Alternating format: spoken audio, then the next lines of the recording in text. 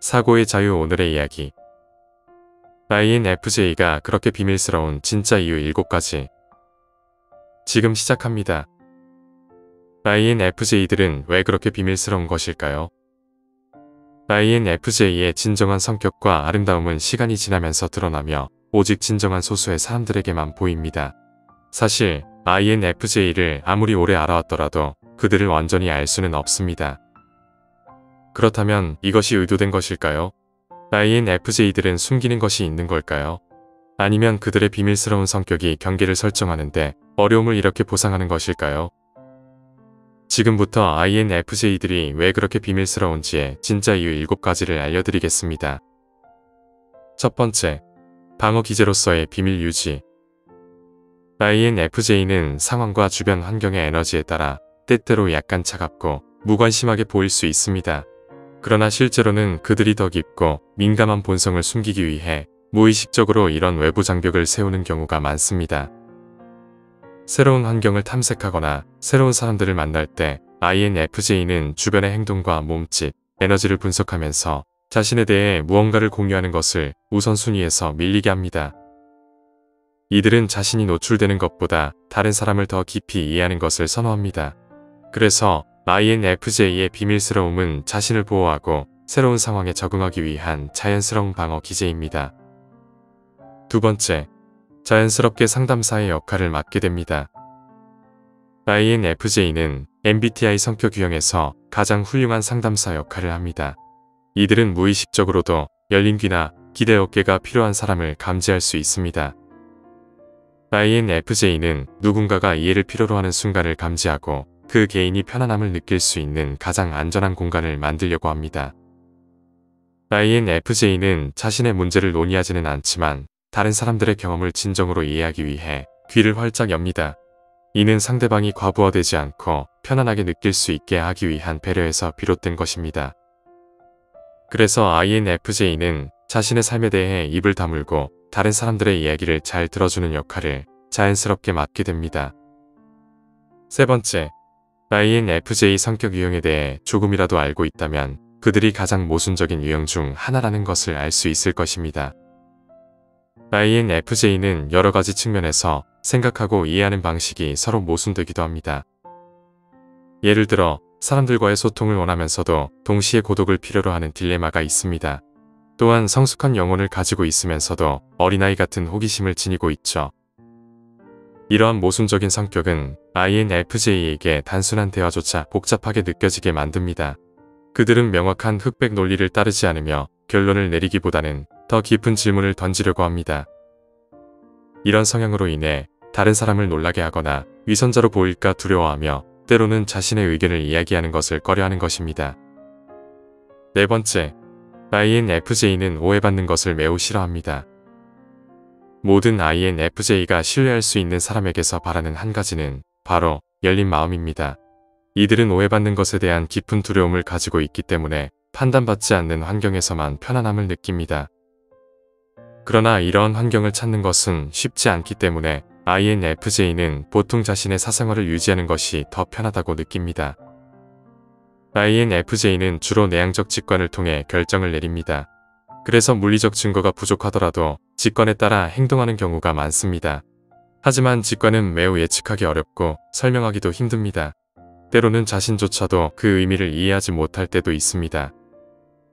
이 때문에 INFJ는 자신이 위선자, 자랑하는 사람, 괴짜, 덜 지적인 사람 또는 무례한 사람으로 보일까 두려워합니다. 자신의 의도를 제대로 전달하고자 하지만 모든 것을 망쳐버릴 위험도 있다는 것을 잘 알고 있습니다. 다섯 번째, INFJ는 자신에 대해 자유롭게 이야기할 수 없습니다. 내향적이고 겸손한 INFJ는 자신에 대해 이야기하는 것을 싫어합니다. 그래서 가끔 어떤 사실이나 내면의 생각, 의견이 겉으로 드러날 수는 있지만 INFJ가 자기 이야기를 반복하는 것을 거의 들어볼 수 없습니다. 사실 자신에 대해 이야기하거나 특정 상황에 대해 이야기할 때 INFJ가 가장 먼저 묻는 질문은 무엇을 알고 싶으신가요?입니다. 이는 진행하는 프로젝트, 새로운 직장 또는 대부분의 사람들이 기꺼이 설명하고 싶어하는 다른 어떤 것에 대해 이야기할 때도 마찬가지입니다. INFJ는 자유롭게 이야기를 꺼내지 않습니다. 그들은 사람들이 무엇을 알고 싶어 하는지 진심으로 모르기 때문에 구체적인 질문이 필요합니다. 그리고 자신에 대해 너무 많이 이야기하는 것을 가장 피하고 싶어 합니다. 아주 드물게 INFJ는 듣는 사람이 아닌 말하는 사람이 될 때가 있습니다. 그러나 거의 모든 경우 그들은 조금이라도 과하게 자신의 이야기를 공유했다고 후회하게 됩니다. 6번째, 그들은 무심코 주요 세부 사항을 빠뜨립니다. INFJ는 자신에 대해 자유롭게 이야기하기 위해 질문과 유도가 필요합니다. 그래서 많은 질문을 하는 사람이 INFJ를 가장 빨리 알게 되는 경우가 많습니다. INFJ는 큰 그림을 보는 경향이 있어 특정 세부 사항을 무심코 빠뜨릴 수 있습니다. 모호한 답변을 해체할 수 있는 사람이 INFJ가 더 많은 이야기를 하게 만듭니다. 하지만 몇 가지 규칙이 있습니다. INFJ는 압박을 느끼면 쉽게 마음을 닫아버린다는 것입니다. 또 다른 규칙은 진정성입니다. 대화를 위해 진정성이 없는 질문을 한다면 관찰력 있는 INFJ는 그것을 쉽게 감지하고 이에 따라 행동할 것입니다. 부드러운 유도와 적절한 호기심이 올바른 접근 방식입니다. 좋은 대화 상대는 INFJ가 스스로를 덜 비밀스럽게 느끼도록 도울 수 있습니다. 7번째, 그들의 내향적인 성향. INFJ의 비밀스러운 성격은 그들의 생활 방식에서 잘 드러납니다. 겉으로는 외향적이고 친근하게 보일 수 있지만 실제로는 많은 개인적인 공간이 필요합니다.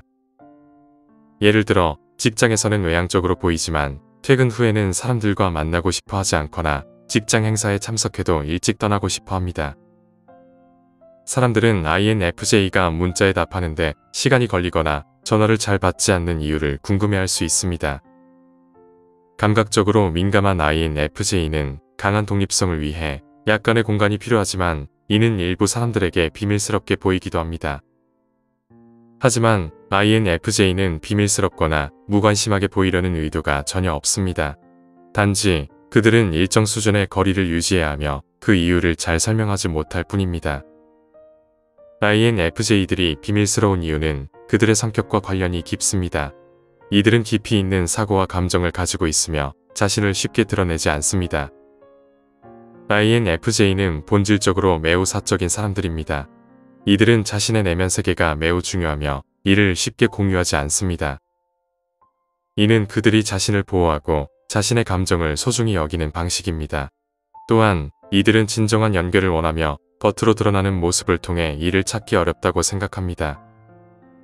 따라서 INFJ들의 비밀스러움은 그들이 경계를 설정하는 데 어려움을 보상하는 방법일 수 있습니다. 이들은 자신을 쉽게 드러내지 않음으로써 자신의 경계를 지키고 신뢰할 수 있는 사람에게만 자신의 진정한 모습을 보여주고자 합니다. 이는 그들의 깊이 있는 성격과 감정을 보호하기 위한 자연스러운 방법입니다. 오늘 이야기는 여기까지입니다. 영상이 마음에 드셨다면 좋아요와 구독 부탁드립니다. 끝까지 시청해주셔서 감사합니다.